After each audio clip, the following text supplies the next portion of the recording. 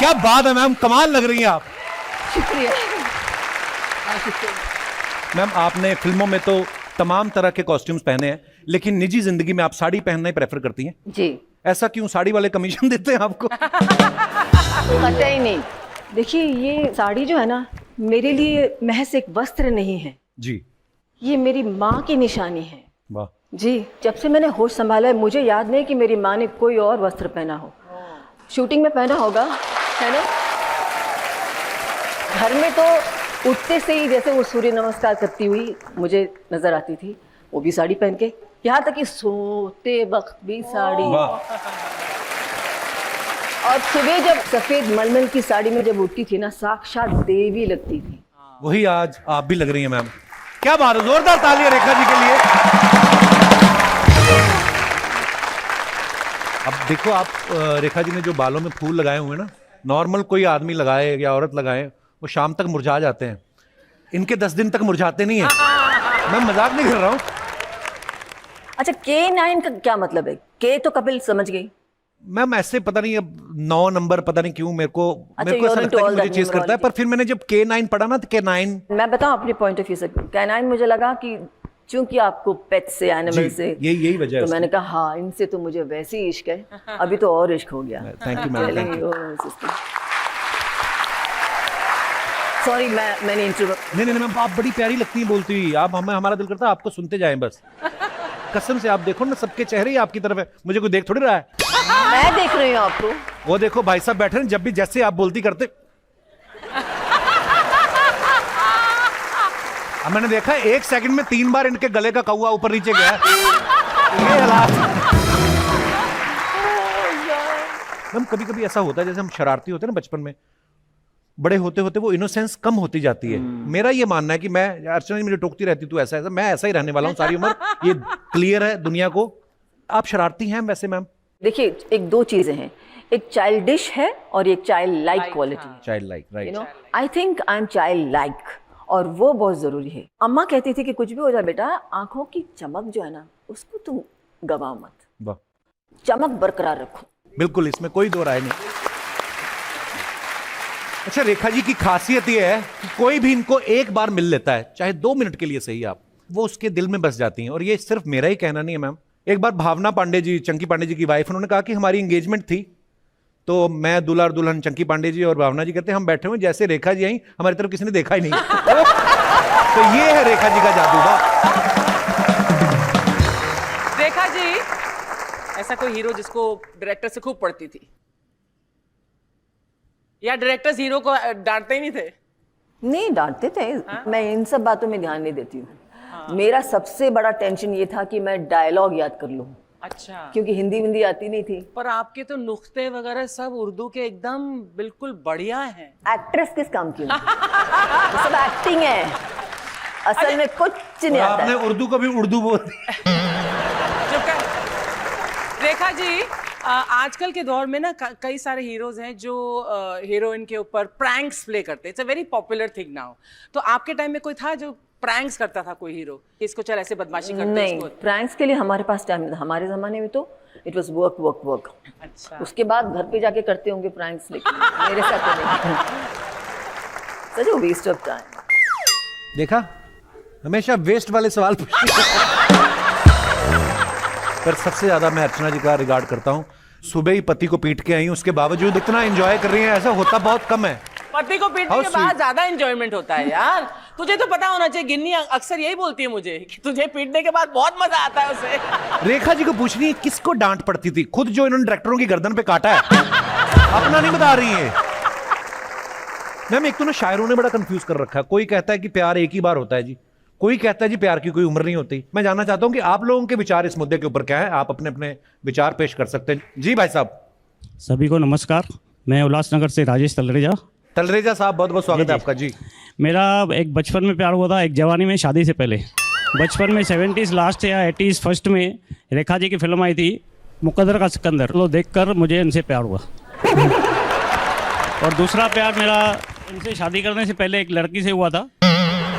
अच्छा, मुझे लगा दूसरा प्यार बीवी से, इनसे शादी करने से पहले एक और से हुआ था। बड़े काफी चालू है आप तलरेजा साहब। उनसे शादी का तक बात पहुंची थी, लेकिन शादी हो नहीं पाई।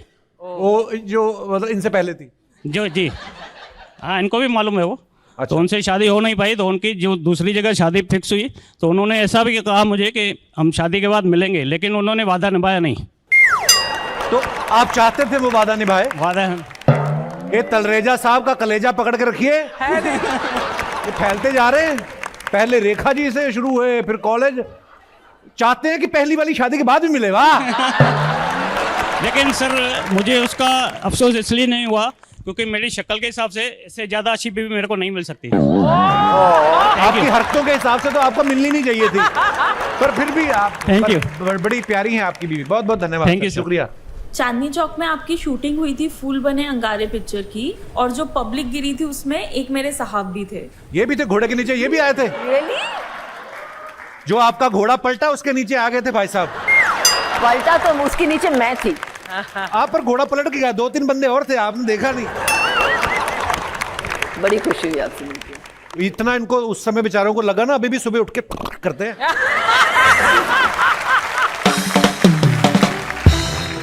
मैं अब पता नहीं इन बातों में कितनी सच्चाई होती है, लेकिन पेपर में आता रहता ना कि फलाना अभिनेत्री की राइवलरी चल रही है उनके साथ। आपके साथ किसी का नाम जोड़ा जाता था ऐसे राइवलरी? ये राइवलरी का क्या मतलब है? राइवलरी मुझे मालूम है, राइवलरी क्या होता है? रेखा जी एक वक्त पे कितनी फिल्मों में एक साथ काम किया, लेकिन पहले होता था ना जैसे मिनिमम साइंड हाँ। 40 से कम नहीं। अरे बाप रे। जी हाँ। और एक साथ शूटिंग कर रही है सेम।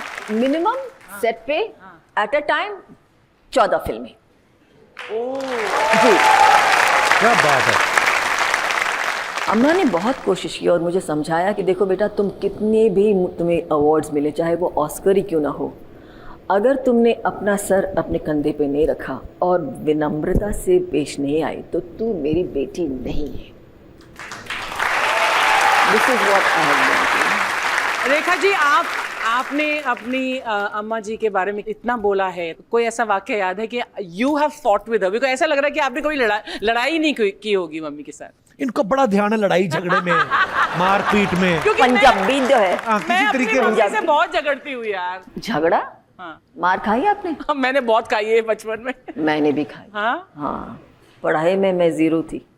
जिसको आगे चल के दुनिया ने पढ़ना है वो क्या पढ़ेगा रेखा जी? पढ़ाई में जीरो थी, अगर मैं फेल हो जाऊँ तो बहुत मार पड़ती थी मुझे। हाँ, वो भी इतने लंबे लंबे, वो बैम्बू की बेंच होती थी एक, पेट से।